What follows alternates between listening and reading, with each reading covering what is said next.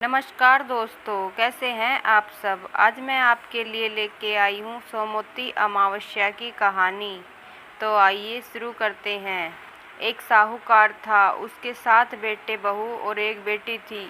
साहूकार के यहाँ एक जोगी भिक्षा मांगने आता था। जब साहूकार की बहुएं जोगी को भिक्षा देती तो वो ले लेता, लेकिन जब बेटी भिक्षा देती तो नहीं लेता। कहता कि तू अभागी है, तेरे हाथ से भिक्षा नहीं लूँगा। इसकी यह बात सुनकर बेटी सूख कर काटा हो गई। एक दिन उसकी माँ ने पूछा कि बेटी, तुझे अच्छा खाने को मिलता है, अच्छा पहनने को मिलता है, फिर भी तू सूख कर काटा हो रही है। अगर तुझे कोई परेशानी है तो हमें बता। बेटी बोली, माँ, हमारे यहाँ जो जोगी भिक्षा मांगने आता है वो भाभीयों से तो भिक्षा ले लेता है, पर जब मैं भिक्षा देने जाती हूँ तो कहता है कि तू अभागी है, तेरे हाथ से भिक्षा नहीं लूँगा।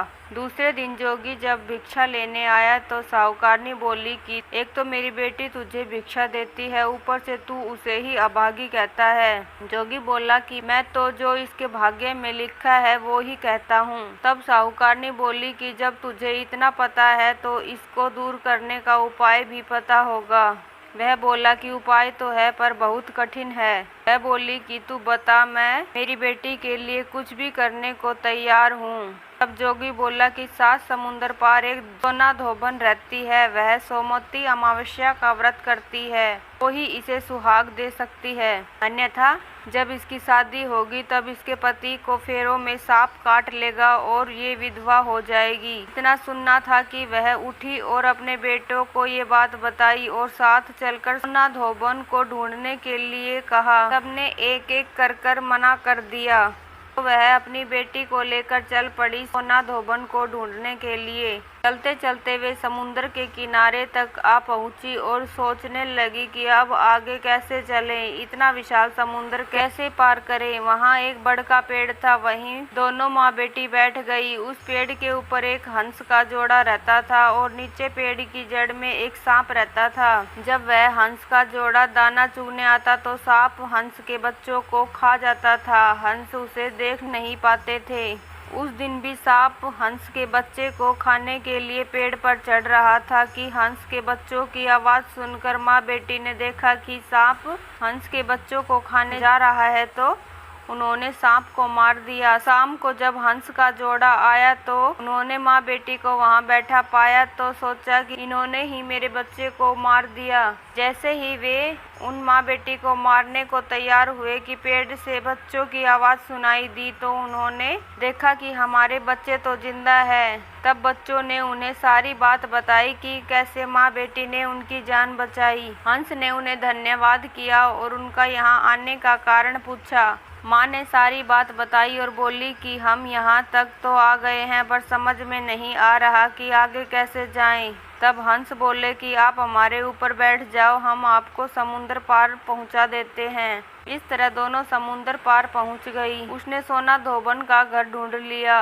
अब वह सवेरे जल्दी उठकर सोना धोबन के घर का सारा काम करने लगी। खाना बनाना, झाड़ू पोछा, पानी भरना, कपड़े धोना। सोना धोबन के 7 बेटे बहुत थे।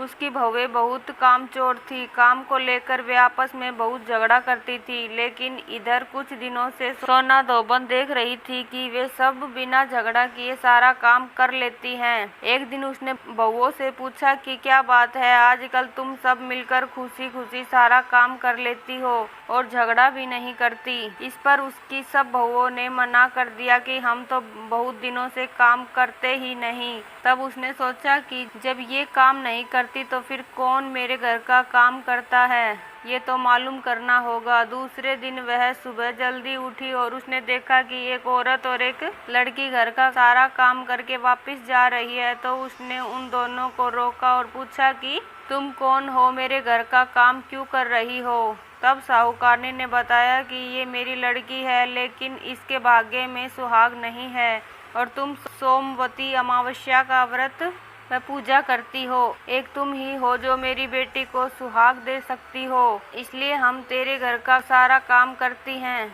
इस पर सोना धोबन ने कहा कि ठीक है, तुमने इतने दिन मेरे घर का काम किया है, मैं तेरी बेटी को सुहाग जरूर दूंगी। जब तेरी बेटी की शादी होगी तब तू पीले चावल समुद्र में डाल देना, मैं शादी में पहुंच जाऊंगी। दोनों माँ बेटी अपने घर आ गई। जब लड़की की शादी तय हुई तो माँ ने समुद्र में पीले चावल डाल दिए। सोना धोबन अपने घर से रवाना होने लगी तो बोली कि मेरे जाने के बाद यदि घर में कुछ भी टूटता फूटता है उसे जैसा हो वैसा ही रहने देना। मेरे आने तक तुम लोग कुछ भी मत करना। अपने घर वालों को ये हिदायत देकर वह साहूकार की बेटी की शादी में शामिल होने के लिए रवाना हो गई। जब साहूकार की बेटी के फेरे हो रहे थे तब सांप ने दूल्हे को डस लिया।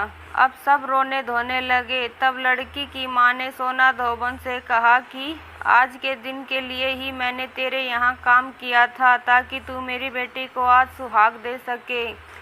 सोना धोबन ने कहा कि तू चिंता मत कर। वह उठी, दूल्हे के पास गई और अपनी मांग से सिंदूर लिया, आँख से काजल और छोटी उंगली से मेहंदी ली। वह दूल्हे के छींटे दिए और बोली कि आज तक मैंने जो सोमवती अमावस्या की उसका फल साहूकार की बेटी को जाना और आगे जो करूँ वह मेरे धोबी को जाना। उसके ऐसा करते ही दूल्हा ठीक हो गया। अब लोग बड़े खुश हो गए। जब बारात विदा हो गई तो सोना धोबन जाने लगी। तब सबने कहा कि अभी तो आपको विदा ही नहीं किया है, अभी आप कैसे जा सकती हैं।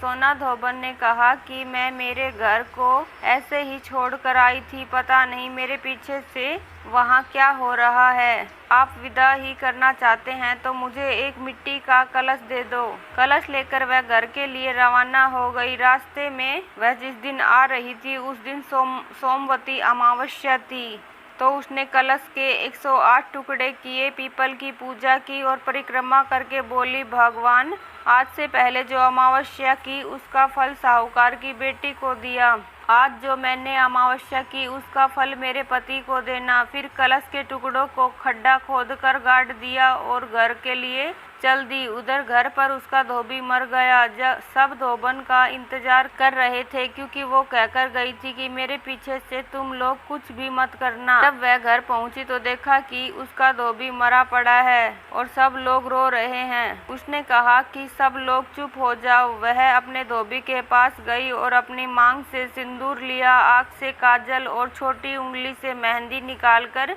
छींटे दिए और बोली, भगवान आज से पहले जो अमावस्या की उसका फल साहूकार की बेटी को दिया, आज जो मैंने अमावस्या की उसके फल मेरे पति को दो। ऐसा करते ही उसका पति उठकर बैठ गया। इतने में ब्राह्मण आया और बोला, जजमान अमावस्या का दान दो। धोबन बोली कि मैंने तो पीपल के पेड़ के पास गाड़ दिया, वहाँ से निकाल लो। ब्राह्मण ने वहाँ जाकर देखा तो सोने की 108 मोहरें हो गई। पूरे गांव में यह ढिंढोरा पिटवा दिया कि सोमवती अमावस्या का व्रत सभी सुहागने करें। इस दिन पीपल व बड़ की पूजा करें। हे सोमवती माता, जैसे आपने साहूकार की बेटी को सुहाग दिया और धोबी को जीवन दान दिया वैसे ही सबको देना। कहते को सुनते को व हुकारा भरते को, घटती हो तो पूरी करे, पूरी हो तो मान रखना। धन्यवाद दोस्तों वीडियो देखने के लिए। अगर आपको वीडियो अच्छी लगी हो तो मेरी वीडियो को लाइक करें और चैनल को सब्सक्राइब करें ताकि आपको अगली वीडियो की नोटिफिकेशन